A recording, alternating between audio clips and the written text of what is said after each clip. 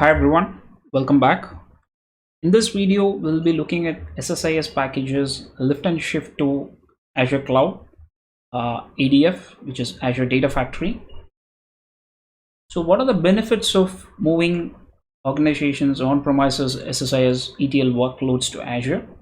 So some of the potential benefits that we could see is reduce operational costs, reduce the burden of managing infrastructure, so that you have when you run SSIS on premises or on Azure VMs.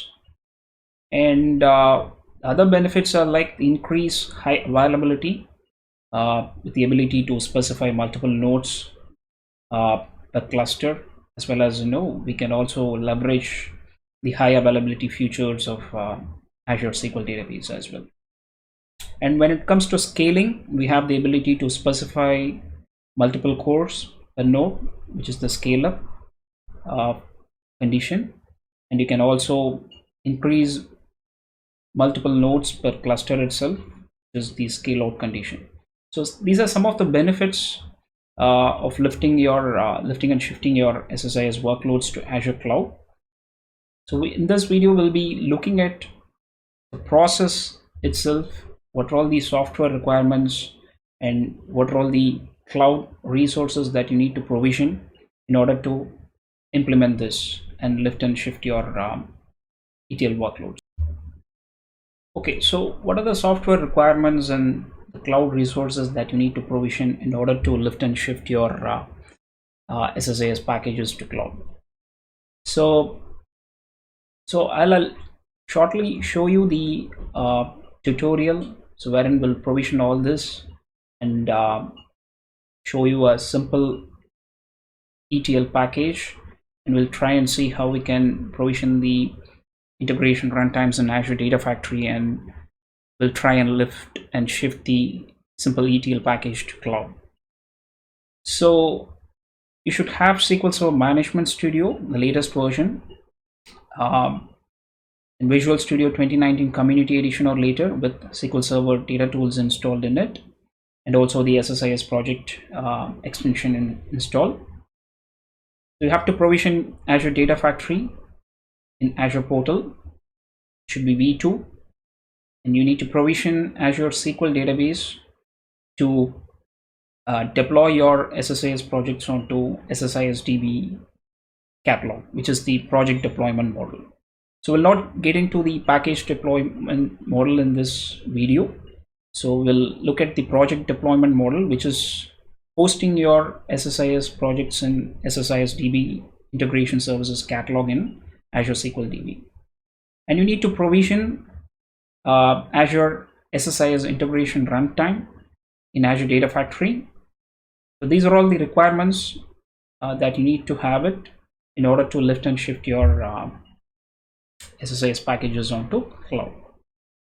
So moving on, what is the process flow, right? So I'll show you a simple SSIS sample ETL package that kind of extracts the data from a single flat file source and transforms the data using two lookup transformations, and write the transform data to a copy of the fact currency rate fact table, which is already available in the AdventureWorks data warehouse sample database in Azure SQL DB.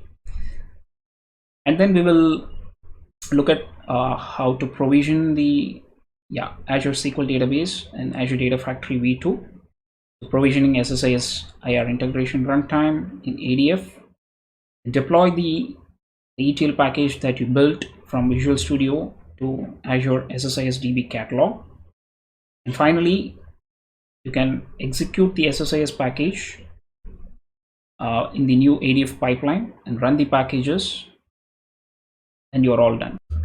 Here I'm in Visual Studio 2019 Community Edition.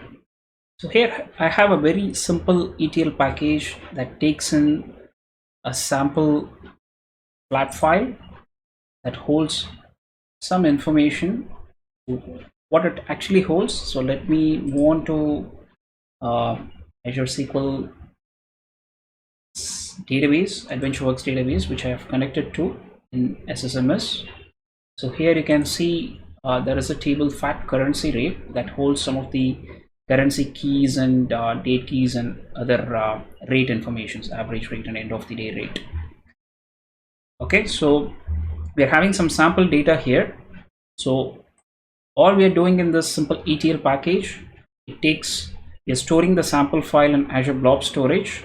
So I have a connection manager for that, and do the data conversion and look up to some of the dimension tables like dim currency and dim date, okay, in the AdventureWorks database, and finally sync the data to AdventureWorks Azure SQL Database.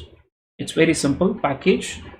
So I can share the link in the description, so for you to go through this package building process. So we have a official Microsoft documentation for that. If you want to create the simple ETL package and test it yourself, you can go through this link where we have step-by-step information to create this sample ETL package, and you can try and lift and shift your package to cloud. I'll make sure to share this link in the description, so please check it out. So now coming back to Visual Studio, so we have this built already. Okay, so if I right click the project, go to properties, you can see the project is already Azure enabled, and you can see the deployment target version as SQL Server 2017. So before you deploy the SSIS package onto the Azure SQL Database Integration Services catalog, you need to assess the package and make sure it is ready for the deployment, right? So what do I mean by that? So let me right click and say deploy this project. Here you can see the integration services deployment wizard coming up. So you can click on next. Here you can see a couple of options for the deployment target. So you have to choose SSIS in Azure Data Factory. This will actually store your SSIS projects in SSIS DB hosted by the Azure SQL Database, which we already have. So the DB we have already provisioned, the server is already available, and we have AdventureWorks. And when you provision your integration services runtime in Azure Data Factory, okay, so we'll go through that process as well shortly. So you can come back to Azure Visual Studio, the deployment wizard. So you can also create the SSIS integration runtime from here itself, or you can provision in Azure portal before you go ahead with the deployment itself. So let me click on next. So here you can see the destination server name that it asks, along with the authentication, the SQL Server authentication. You have to provide your login and password, okay, and you have to mention the path where you need to deploy the projects in SSIS DB catalog in Azure SQL Database. So if I can quickly move on to SSMS, here you can see I have already deployed the project and mentioned the path. Here you can see the SSIS tutorial package, the lesson 1 dtexec package which we built. So let me cancel this. So the package is already deployed onto the Azure SQL Database. Okay, so I'm not going to provision and show you that. So provisioning of resources already done. So let me quickly show you that. So the resources are already provisioned. If I move back to Azure Data Factory, okay, so let me open the studio. Let me come to home. Let me come to manage section in Azure Data Factory. So here you can see under integration runtimes. So I assume you already know the basics of Azure Data Factory, some of the artifacts in Azure Data Factory like linked services, integration runtimes, Integration runtime is nothing but a compute infrastructure that you need to provision for your data integration capabilities. Okay, so here I have already provisioned the SSIS integration runtime. So if you click on new, you can see you can provision self-hosted integration runtime, or you can provision Azure SSIS integration runtime specifically to lift and shift your existing on-premises SSIS packages to execute in Azure. Okay, so if you click on this and say continue, what are all the options that you need to provide, or settings that you need to provide? You have to choose the location, you have to choose your node size according to your needs. Okay, and the node number, the license information. Okay, and when you click on this, so here you can see the deployment settings section, wherein this is checked by default to create the SSIS catalog, SSIS DB hosted by Azure SQL Database, to store all your projects, okay, and the execution logs itself. So when you mention the database server endpoint here, which you can see, I have my demo SQL Server map here. You have to provide your admin credentials. Okay, and when you do that and create your SSIS integration runtime, okay, so you can see the SSIS DB created here. Okay, and once you deploy the project, okay, from the wizard through Visual Studio, okay, you should be able to see the projects deployed onto the SSIS DB. Okay, so moving on to Azure portal here, so as I already mentioned, this is the project deployment model that we are looking at. So we are not going to get into the package deployment model, so wherein you can see here you can create package stores to manage your packages that are actually deployed into file systems. Okay, so we are not going to get into that in this video. So let me cancel this. So the SSIS integration runtime is already running. Okay, and if I can go back to SQL Server Management Studio real quickly. So here you can see as a part of the simple ETL package, we are finally creating this. Let me come back to Visual Studio. Let me click on this final sync step. Double click that. So here you can see we are trying to create a new fact currency rate table. Okay, and loading the data from the flat file after transformations. Okay, so let me come back to SQL Server Management Studio. So here you can see we do not have any data at the moment in this new table. So I have the package already deployed, okay, onto the SSIS DB catalog in Azure SQL DB. Okay, and let me move on to Azure Data Factory. We have our SSIS integration runtime running. Okay, let me come back to author. So here I have a pipeline already created. All you have to do is create a pipeline, search for the execute SSIS package activity, just drag and drop here in the pipeline. You have to make required configurations. Let me go ahead and show you that.